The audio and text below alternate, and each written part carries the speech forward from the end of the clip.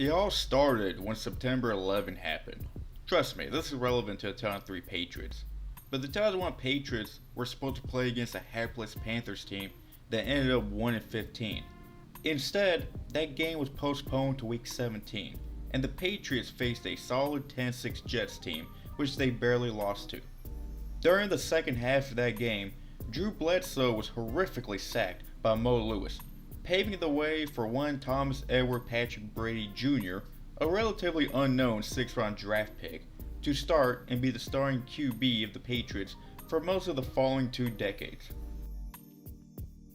But it was in that 2001 season where events like the Tuck Rule and this bizarre play against the Falcons, Michael Vick's first start by the way, that allowed the Patriots to win their first of 6 Super Bowls.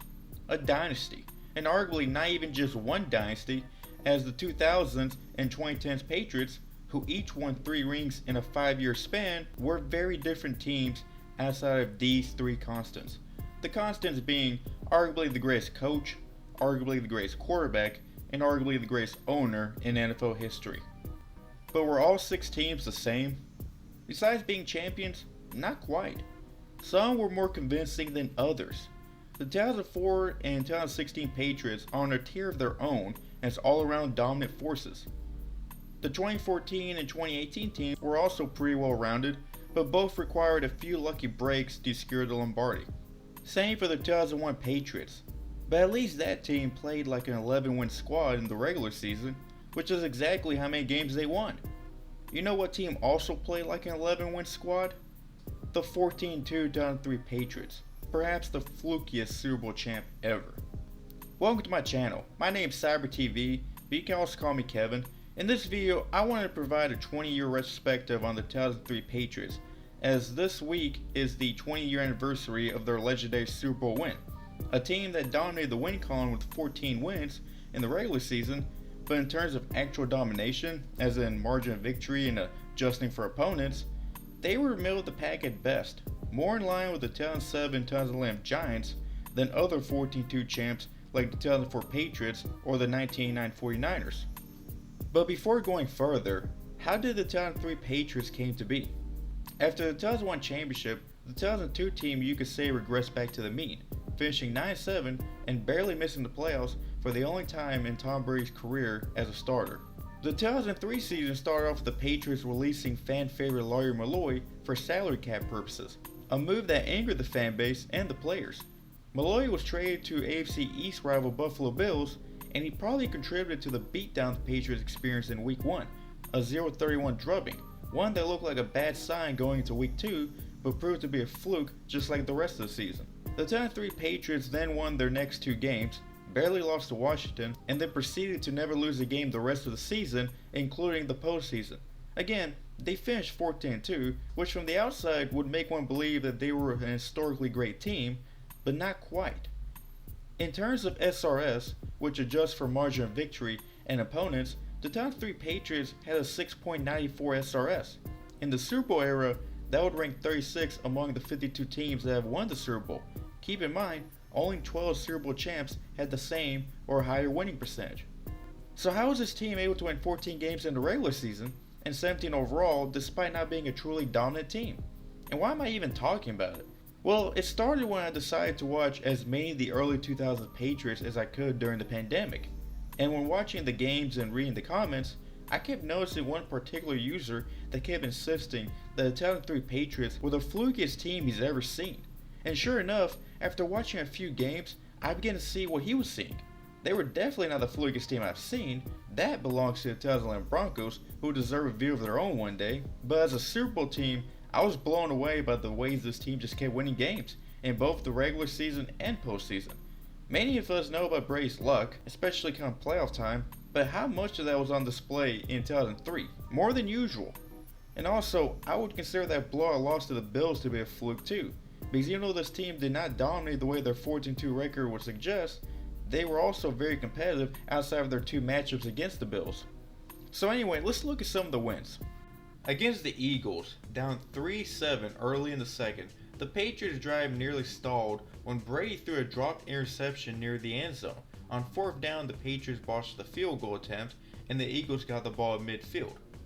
Now watch this. it's like nothing happened. Brady had a passing touchdown this drive, and that came after nearly throwing an interception and getting screwed over by special teams. The Eagles never quite recovered from that sequence and lost 31-10. The margin of victory was too big to call this a lucky win, but that one lucky sequence definitely helped. Against the Jets, well, this was actually not a BS victory for the Patriots. In fact, the Patriots suffered some key injuries in this game, including Brady himself, who injured his elbow on this play. He still played, but I will say Brady was a master of willing his defense for turnovers like this one. We will never see another quarterback with this charisma and will to win ever again. What about the Broncos game? Well, that was the intentional safety game. The Broncos were without their first or second string quarterback and also had an injured kicker, and yet they still forced the Patriots in a tough spot late in the fourth, down 24-23. Opting for better field position and faith that historically elite defense would stop a third string quarterback, the Patriots gave up 2 points, made some huge stops, and gave Brady the ball with 2:15 left at the Patriots 42. The Patriots scored a touchdown with 36 seconds left and won 30-24. Belichick playing chess? Sure, you can argue that, but a lot also went right. I know this would have not worked with Jake Plummer at quarterback, who, just so you guys know, went 3-0 against Brady. Meanwhile, the score of the Cowboys game looks absolutely disgusting and was a double-digit win, so I will not even bother watching that game again. I'm sure some bullshit happened in that game too, but moving on. Against the expansion Texans, this play comes to mind for me. Up 7-3 early in the second quarter, Brady, under intense pressure, throws this fantastic throw to Eric Brown near the end zone, only for Brown to fumble it back to the Patriots. The Patriots can only muster a field goal in this new drive, but considering this game ended in overtime, this one sequence was basically the difference between them winning and losing this game. Against the Colts, which was an amazing game by the way, would definitely recommend watching. Later in the game, the Colts offense was about 2 yards from winning with 4 chances, and the normally reliable Edgar and James failed to advance past a yard in the 3 chances given. A testament to the Patriots' historically elite defense, sure, but also one where a lot went right for them. And finally, the Bills game. Oddly enough, that game went exactly the opposite of how the first game went. The Patriots dominated 31-0, and Brady was nearly flawless to cap off a 14-2 regular season. The 10-3 Patriots won a lot, but they weren't pretty, and that carried on into the postseason as well. Thanks in particular to the outcome of the Colts game, the Patriots finished with the top seed and had home field advantage, which definitely helped, especially with the team already being used to frozen weather. The 10-3 Patriots started the playoffs against the Tennessee Titans, playing in weather only people in New England and maybe Siberia could enjoy. The Titans were on the Patriots side of the field with about 2 minutes left when Drew Bennett dropped this wide open pass from Steve McNair, securing the Patriots win. Brady was incredible, throwing for 9 less yards than McNair on 15 more attempts. But to be fair, he also committed 0 turnovers and was sacked 0 times. Given his receiving core and the weather, he did not play bad, but I would still not say he played great either. I do believe McNair still outplayed him, but Brady played just well enough for the Patriots to advance, a very common theme in the playoffs. Against the Colts, in conditions that benefited defense-minded teams like the Patriots, who, by the way, and this must be emphasized as much as possible, were able to host this game because how their regular season matchup ended, the Patriots' defense got away with some obvious defensive holds that prompted the league to change the rules and in the process change football as we knew it. Brady also had 4 interceptions in this game, as many as Manning, against a far worse defense, but 3 of them were dropped. I'm not convinced Brady outplayed Manning, especially when factoring in supporting cast on all 3 phases and the context surrounding the turnover-worthy plays. Regardless, the Patriots won and were to then represent the AFC in the Super Bowl. And who did they get to face? An overachieving Panthers team, that's who. It's one of the weakest Super Bowl teams in NFL history. This was an 11-5 Panthers team that won 11 games, largely due to a very weak schedule and a weak NFC. Their negative .93 SRS would rank dead last among Super Bowl champions had they won it, and among all Super Bowl teams, only the eerily similar 2008 Arizona Cardinals would rank below it. And yet the Patriots still barely won this game, needing good field position thanks to a rare out-of-bounds kickoff and a 41-yard last-second field goal by Vinatieri to secure the win. Brady was incredible in this game, easily his best playoff performance up until that point, and arguably still his best playoff performance even 20 years later. But I am not convinced that he had played Jake Delhomme, especially when adjusting for the defense that they faced. That being said, he 100% deserved the Super Bowl MVP. So were the 2003 Patriots a fluke? Not really. You just got played by a clickbait title. The team wasn't actually a fluke. They were a great team with an historically dominant pass defense and a great game manager that wound up becoming an all-time great quarterback, one that many considered to be the greatest quarterback of all time.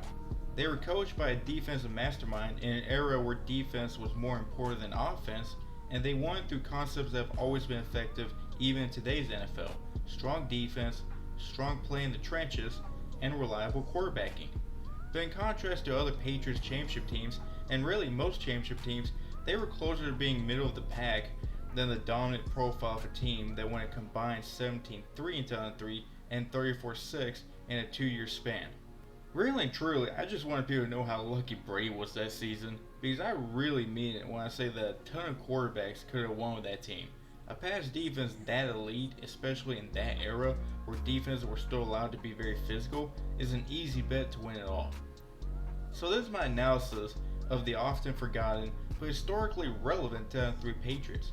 While I do not have the highest opinion of this team, I do have a much more favorable opinion of the 2004 Patriots. So for any Patriots or Brady fans, you will like my analysis of that team more when the time comes later this year.